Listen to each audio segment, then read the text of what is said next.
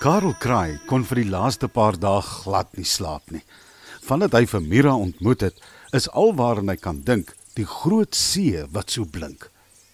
Karel het gewag en gewag vir koning Louis Leeuw om vir die bosdiere van die see te vertel, maar die laaste paar dae was dit doodstil in die bos. Niemand het iets geweet nie. Karel moes net vir iemand van die see vertel, maar vir wie? Vir wie kon hy vertrou? Nie vir jakkals nie, ook nie vir wolf nie. Die olifante, die sebras? Nee, dit moet iemand wees wat alles kan sien. Dink, Dinkie. Karel het so vinnig as wat hy kon na Dink Dinkie toe gevlieg. Soos die kraai vlieg, was dit net 'n paar minute weg van sy nes af. Dink Dinkie het vir Karel hoor aangevlieg kom en sommer geweet dat ou Karel weer vir hom iets wil vertel. Karel, wat gaan aan? Wat het gebeur? Vra Dink Dinkie bekommerd. Dink Dinkie, ek moet jou iets vertel, maar niemand mag weet nie. Maar ek kan dit net nie meer vir myself hou nie, sê Karel uit asem. En so begin Karel vir Dink Dinkie alles vertel. Hy vertel van die see en van Mira en dat daar 'n hele wêreld aan die ander kant van die sandduine is. Dink Dinkie se mond het sommer oopgehang. Nog nooit in sy wildste drome kon hy eers raai wat Karel vir hom vertel nie. Karel, ek moet dit sien. Asseblief, neem my see toe, vra Dink Dinkie so opgewonde dat sy vlekkies sommer van self begin vlieg. Dit was nog vroeg die oggend. Hulle kon maklik see toe vlieg en terugkom. Hulle kon selfs so nou en dan 'n bietjie rus langs die pad. Dink Dinkie se vlekkies was maar klein en hy kon net nie so ver vlieg op een slag nie. Goed, Dink Dinkie, kom ons gaan. Dis ver, so jy moet iets eet, sê Karel besorgd. En daar vlieg die twee. Die bosdiere was nog nie wakker nie. Almal het nog gelê en slaap, so hulle moes stil wees. Toe hulle net verby halfpad is, vra Dink Dinkie hulle moet 'n bietjie rus. Maar Karel was so opgewonde dat hy sommer vir hom gesê het om op sy rug te sit, sodat hy die res van die pad kon vlieg.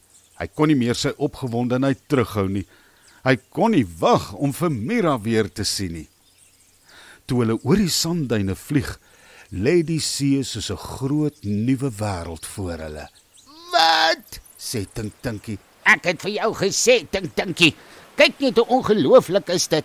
Ek hoop Mira is naby aan die oppervlak, sê Karel vol hoop.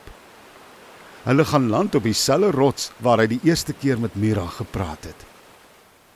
Diep onder die oppervlak van die see, swem Mira weer deur die seewiere en besluit om weer 'n bietjie oppervlak toe te gaan om na die buitewêreld te koekeloer.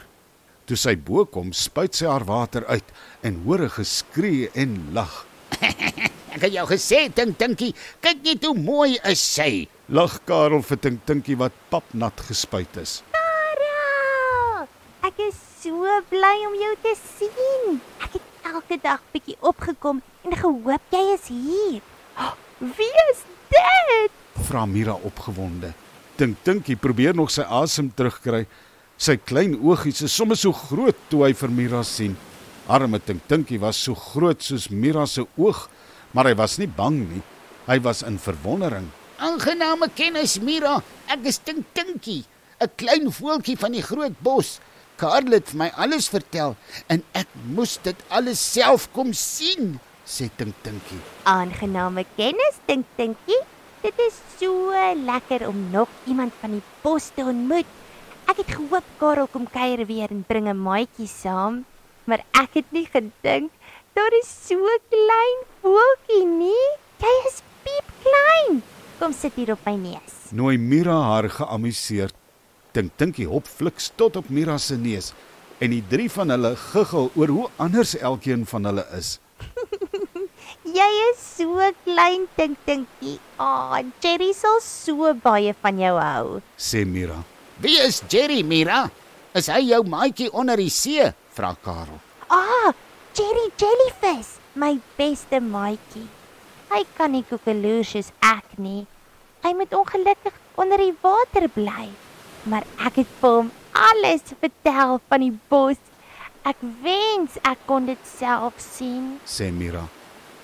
Die drie van hulle het lank gepraat oor die bos en die see en hoe hulle van mekaar verskil. toe sy ewe skielik skrik vir 2 groot koppe wat langs haar water uitblaas. Orkie en Snorkie, Orkie, Snorkie, julle kan nie my so laat skrik nie. sê Mira en vergeet heeltemal van Karel en Tinkie wat nou weer papnat is. Wat so goed is dit? Vra Snorkie deur mekaar, En hoekom lyk hulle so? Hulle is so maar en klein. sê Orkie teleurgesteld. Ek is Karel Kraai en dis Tinkie. Ons is voëls. Ons bly in die groot bos ander kant die sandduine. Sê Karel heel koel en kalm. Die wat? Vra Orkie en Snorkie gelyk. Julle het ook geen maniere nie. Karel, Tinkie, ek is so jammer. Hierdie is Orkie en Snorkie. Hulle is ook orkas en hulle is eintlik my neefies. Maar soos julle kan sien, kom ons nie regtig oor die weg nie. Sê Mira sommer vies vir die 2. Karel en Tinkie kyk met groot oë na die 3 groot swart koppe wat beklei.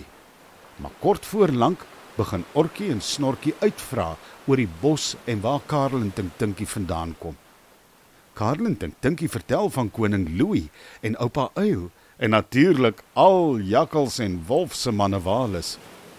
Die 5 van hulle het gelag en lekker gesels en vir die eerste keer ooit kon Mira saam met haar neefies kuier. Dit het omtrent vreemd gevoel. Dalk was hulle nie so sleg soos wat sy gedink het nie. Die son het begin water trek en Karel en Tinkie moes terugvlieg bos toe. Hulle was sommer hartseer toe hulle moes gaan. Mira en die orka seuns het teruggeswem na hulle mammas toe en lekker gesels oor die dag. Orkie, Snorkie, vandag was regtig lekker saam met julle 2. Ek dink ons kan eintlik maatjies wees. Dis as julle 2 julle gedra en my nie so terg nie. Sê Mira, Ag, dis reg so, Mira. sê die 2 seuns gelyk.